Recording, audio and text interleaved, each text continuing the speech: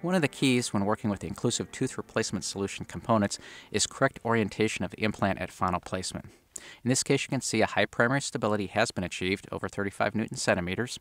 And the next step is to make sure that you have one of the flats of the internal hex towards the facial. And this can be done by looking at the implant driver here. There's a flat on the driver that represents each flat on the internal hex. So as long as you have one of those flats towards the facial, you'll be in good shape. So here you can see in a flapless case the internal hex clearly, and you see it's been oriented towards the facial and it's ready to receive the components.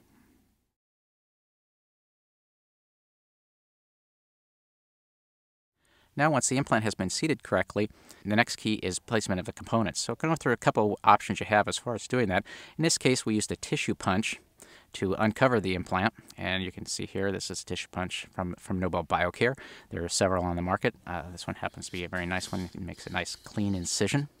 You can see the patient has adequate attached tissue, so there was no reason to go ahead and flap this case, but we're just going to go ahead and do a little cookie cutter and remove that tissue just enough so that we can seat our components, because the components are going to flare and to start creating that emergence profile. You can see a little plug of tissue is being removed with a curette.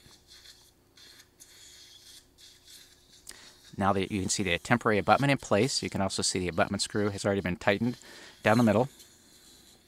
And here's a nice shot. You can see what the lab does is helps you, they put the tooth number, they put it on the buckle, so it's easy orientation.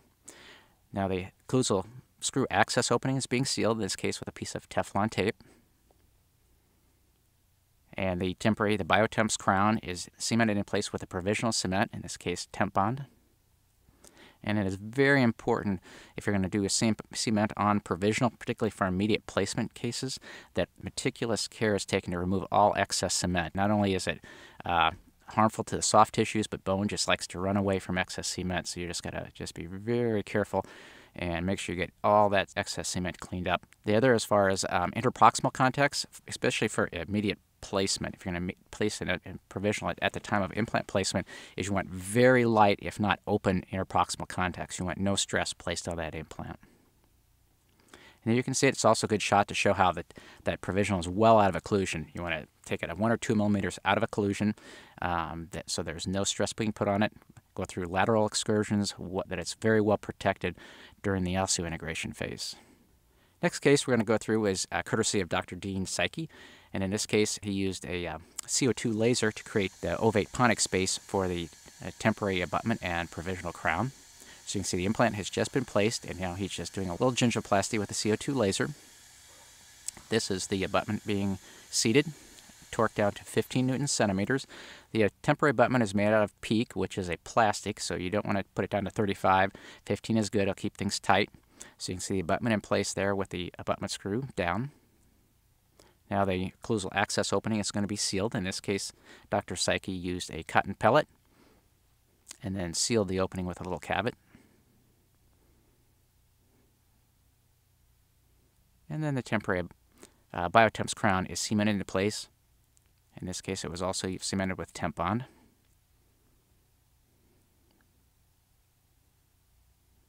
And again, meticulous care to make sure you have all excess cement is removed. And you can see in this case, the patient had a low smile line, so keeping that margin super gingival was great. It allowed easy access to make sure that everything was well cleaned up. No excess cement left behind. And that's how the patient came in without a tooth, left with an implant and a provisional crown in place. Last case we'll show you here is if you're going to flap a case.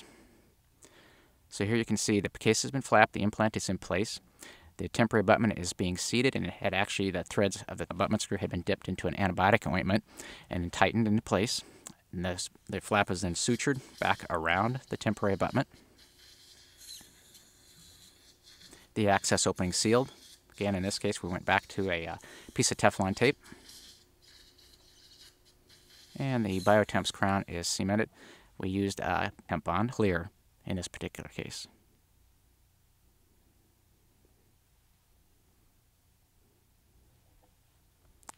And here you can see the final result. So the patient came in, the case was flapped, implant placed, provisional restoration seated, flap sutured back to place, and now the patient is ready to go and put on a recall schedule.